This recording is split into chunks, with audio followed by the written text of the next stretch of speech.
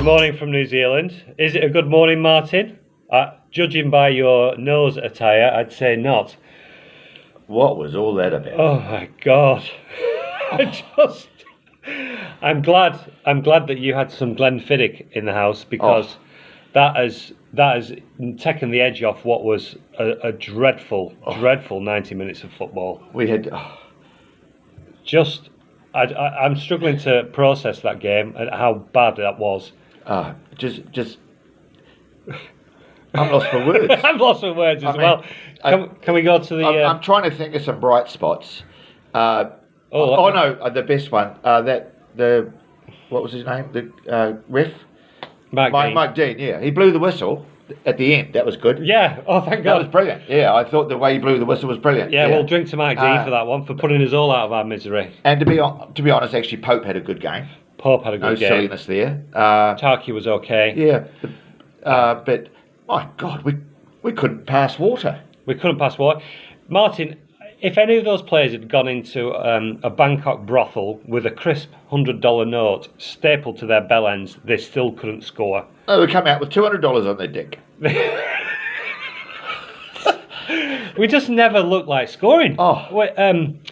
The passing was atrocious. It was like they never played together. Oh, there was balls going out. There was balls being hit long. They were like hitting it to each other and then not. It was just a shambles from start to finish. Anyway, with that low point, we got a point which I'm quite grateful for, and it took 2 points. West Brom should have won it, and we took 2 points away from them. So we kept the gap between us and them the same. It looks like Fulham are going to win though. So Fulham are going to close the gap. Newcastle look like they're in trouble. So thankfully, they're going to. Hopefully, but it looks like it could be a battle between Newcastle and Fulham for that last place.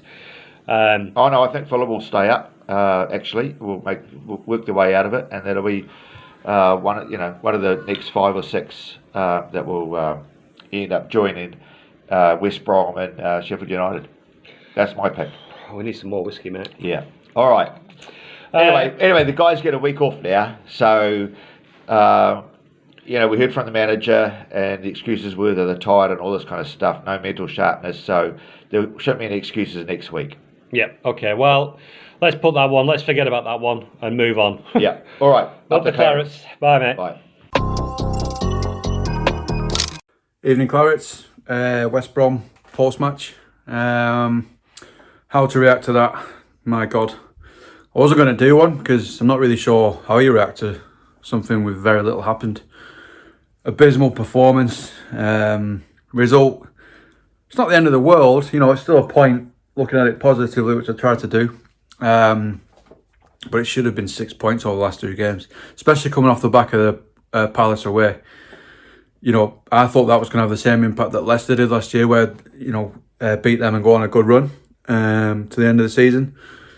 And certainly the performance at Palace suggested that. And then Fulham was a bit of a regression from that, and then today's been a further regression from that.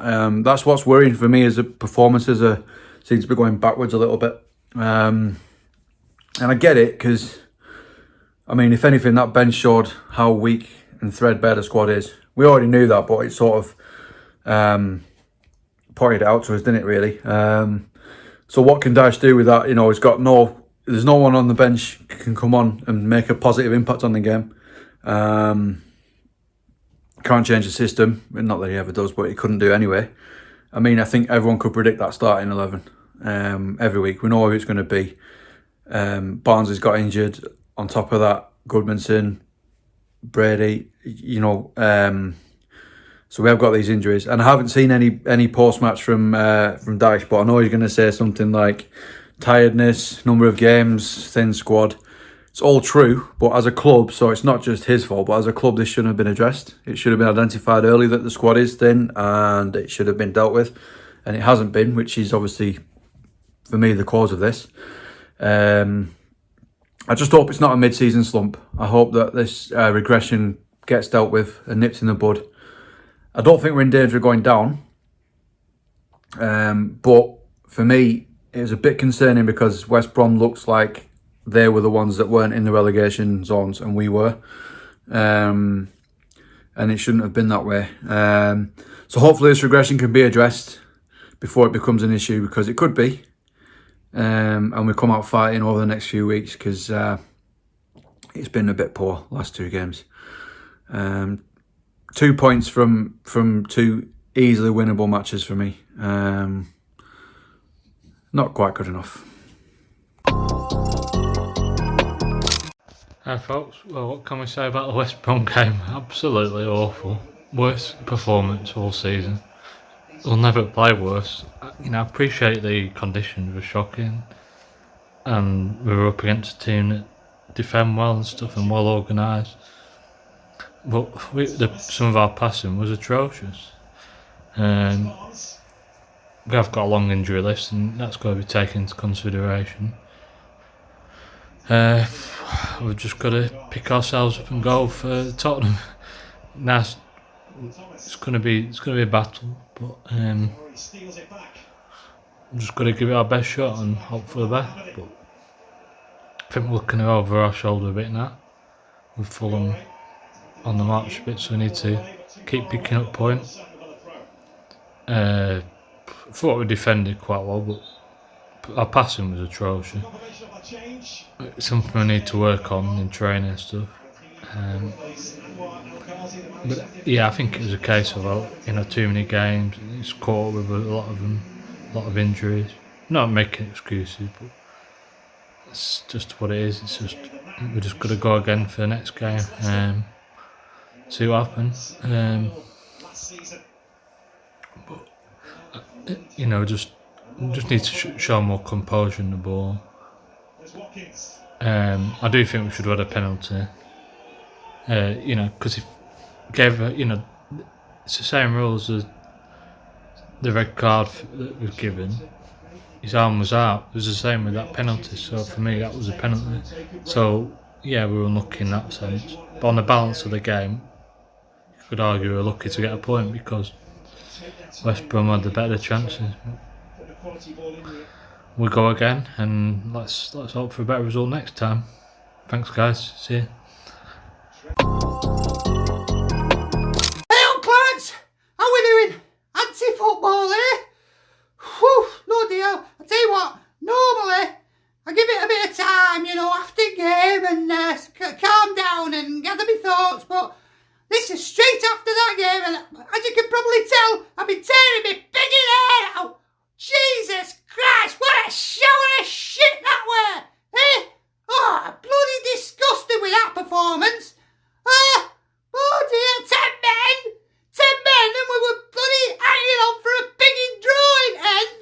Jesus, they should have won it with them chances. We're just lucky as fuck that fucking West Brom got fucking Itamar or whatever you say. Oh, bloody hell, really disappointing. I don't know. Oh, we were rubbish. I know we've got pigging injuries, but that's no excuse for people not being able to pass fucking 5 yards to each other.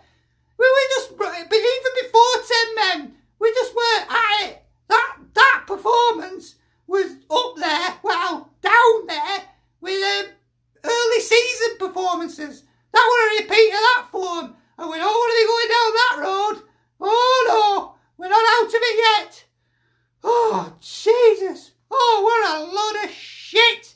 Unbelievable. But, man, we were shit. Let's make no bones about it. We were shit. But there were some fucking dodgy decisions and all, weren't there? Should have had a penalty. Clear fucking penalty.